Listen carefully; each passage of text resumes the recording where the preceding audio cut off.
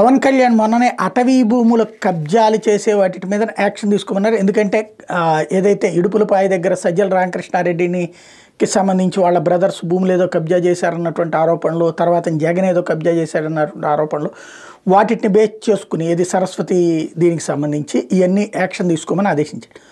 అయితే అవి నడుస్తున్నాయి, వాటిట్లో ఒక పక్కన వెరిఫికేషన్ చేసుకుంటున్నారు, ఇదంతా నడుస్తుంది. అయితే ఇప్పుడు ఏకంగా తెలుగుదేశం పార్టీ నాయకుడికి సంబంధించి పెద్ద సమస్య వచ్చి పడింది అనమాట.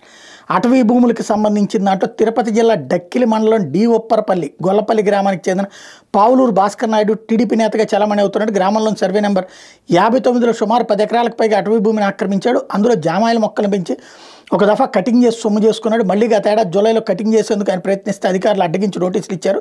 అయితే వాటిని తీసుకునేందుకు భాస్కర్ నాయుడు నిరాకరించారు.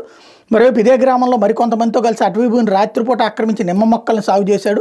దీంతో అటవీ శాఖ అధికారులు అతని మీద భూ ఆక్రమణ కేసు నమోదు చేశారు. ఈ నేపథ్యంలో రెవెన్యూ అటవీ శాఖ అధికారులు ఈయన సాగు చేస్తున్న భూముల్లో ఇటీవల ఉమ్మడి సర్వే నిర్వహించారు. అవన్నీ అటవీ శాఖ పరిధిలోకి వస్తాయని తేల్చి నివేదికను జిల్లా అధికారులకు సమాచారం అందించారు. దీంతో తిరుపతి జిల్లా DFO Vikas, sub DFO Nagabhushanam ఆదేశాల మేరకు Venkatagiri incharge range Lokesh, Balayapalli DRO సుభాష్ని ఆధ్వర్యంలో వెంకటగిరి రేంజ్ టాస్క్ ఫోర్స్కి చెందిన సుమారు 25 మంది శుక్రవారం రాత్రి డి ఒప్పరపల్లిలో ఉన్న భాస్కర్ నాయుడిని అదుపులో తీసుకుని వెంకటగిరిలో మ్యాజిస్ట్రేట్ ముందు హాజరుపరిస్థితి రిమాండ్ విధించారు. ఆయన నెల్లూరు జైలుకి తరలించారు. ఇప్పటికే ఇతని మీద అటవీ శాఖకు సంబంధించిన కేసులు నమోదైనతో ప్రస్తుతం అటవీ శాఖ అధికారులు నాన్ బెయిలబుల్ కేసు నమోదు చేశారు. 2007లోనే అటవీ భూముల్ని ఈయన రిజిస్ట్రేషన్ చేసుకున్నాడు. 32 ఎకరాల అటవీ భూమిని ఆక్రమించి ఆ భూములకు సంబంధించి ఫోర్జరీ సంతకంతో పాస్ పుస్తకాలు కూడా సృష్టించాడు. వాటి నెల్లూరుకు చెందిన పామూరు నిరంజన్ రెడ్డి, కృష్ణపట్నం సులోచనలకు తన కుటుంబ సభ్యులైన 6 పేరుతో విక్రయించాడు.